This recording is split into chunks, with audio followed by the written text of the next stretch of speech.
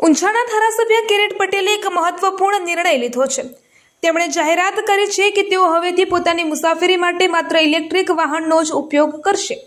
આ નિર્ણય વડાપ્રધાન નરેન્દ્રભાઈ મોદીના આત્મનિર્ભર ભારત અભિયાનને વેગ આપવા, પર્યાવરણની જાળવણી કરવા અને ઇંધણની બચત કરવાના હેતુથી લેવામાં આવ્યો છે। ધારાસભ્ય કે પટેલે જણાવ્યું કે વર્તમાન વૈશ્વિક પરિસ્થિતિ અને રાષ્ટ્રીય હિતને ધ્યાનમાં રાખીને તેમણે આ સંકલ્પ લીધો છે। તેમણે લોકોને પણ રાષ્ટ્રહિતમાં ઇલેક્ટ્રિક વાહનો અપનાવવા અપીલ કરી છે। ઊંઝાના શાંતાબેન મગનલાલના નિધન બાદ તેમના પરિવારે દેહદાન કરવાનો નિર્ણય લીધો છે। આ સાથે જ શ્રી સદભાવના ચેરિટેબલ ટ્રસ્ટ ઊંઝાને 135મું દેહદાન પ્રાપ્ત થયું છે।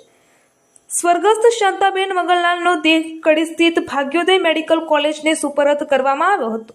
પરિવારે માનવ સેવાના આ કાર્ય માટે દેહદાનનો નિર્ણય લીધો હતો। દેહદાનની અંતિમ યાત્રામાં મોટી સંખ્યામાં લોકો ઉપસ્થિત રહ્યા હતા। આ પ્રસંગે ઊંઝામાં વિવિધ સામાજિક પ્રવૃત્તિઓ કરતી શ્રી સદભાવના ચેરિટેબલ ટ્રસ્ટના હોદ્દેદારો પણ હાજર રહ્યા હતા। ઊંઝા વિધાનસભા મત વિસ્તારમાં સ્થાનિક સ્વરાજ્યની ચૂંટણીઓમાં ભારતીય જનતા પાર્ટીના ભવ્ય વિજય બાદ વિજય વધામણા કાર્યક્રમનું આયોજન કરવામાં આવ્યું હતું। આ કાર્યક્રમ ઊંઝા શહેરના સરદાર પટેલ ટાઉન હોલ ખાતે યોજાયો હતો, જેમાં ભાજપના હોદ્દેદારો અને કાર્યકરો મોટી સંખ્યામાં ઉપસ્થિત રહ્યા હતા। વિસનગર શહેરના ઐતિહાસિક 3 દરવાજા ટાવર પરથી બુધવારે અચાનક મોટા પોપડા નીચે પડ્યા હતા।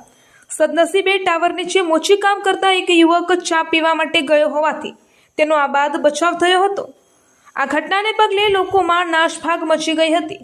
આ દુર્ઘટના ટાવરના જર્જરિત ભાગમાંથી થઈ હતી। પોપડા અને કાટમાળ નીચે ધસી પડતા આસપાસના વિસ્તારોમાં દોડધામ મચી હતી। જો મોચી યુવક ત્યાં હાજર હોત તો તેને ગંભીર ઈજાઓ થઈ શકી હોત। ઊંઝા શહેરમાં આર્ટ ઓફ લિવિંગ પરિવાર દ્વારા પરમ પૂજ્ય શ્રી રવિશંકર મહારાજનો જન્મદિવસ પ્રેરણાદાયી રીતે ઉજવાયો હતો। આ અવસરે વિવિધ સામાજિક અને સેવાકીય કાર્યક્રમોનું આયોજન કરવામાં આવ્યું હતું।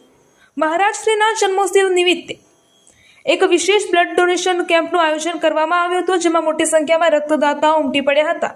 આ કાર્યક્રમ દરમિયાન ઉપસ્થિત અગ્રણીઓએ રક્તદાતાઓ સાથે મુલાકાત કરી તેમણે પ્રમાણપત્ર આપી પ્રોત્સાહિત કર્યા હતા। યુવાનોમાં રક્તદાન પ્રત્યે ભારે ઉત્સાહ જોવા મળ્યો હતો।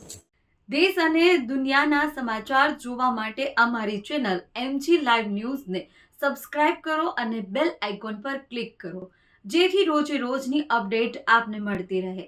સાથે જ અમારું ફેસબુક અને ઇન્સ્ટાગ્રામ પેજને પણ ફોલો કરો।